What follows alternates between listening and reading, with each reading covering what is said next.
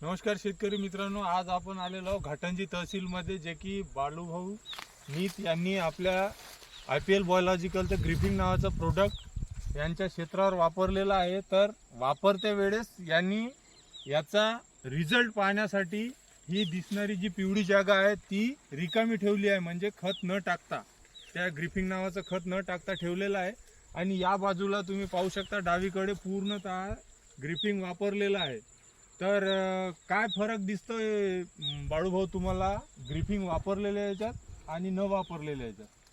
Dripping वापरलेल्या याच्यात म्हणजे हिरवेपणा खूप आहे, हां, पाती फुलं जास्त लागली आणि झाडाच्या पानाची साईज मोठी आहे आणि रंग टिकून आहे। रंग टिकून आहे, हिरवेपणा टिकून आहे। रंग टिकून आहे म्हटलं तर जे वातावरणातली मायक्रोब घ्यायची जी झाडाची प्रक्रिया आहे ते फास्ट मध्ये चालू आहे आणि हे कमकुवत झाड झालेलं आहे। बाळू तुम्हाला न त्याचे परिचय वापर. तुम्हाला सांगतो।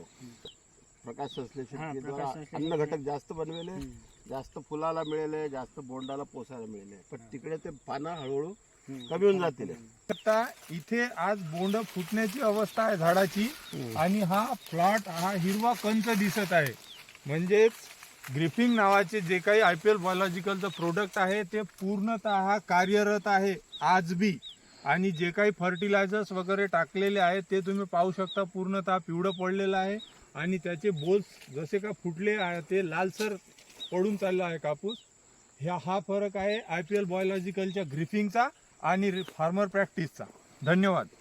वाव, छान.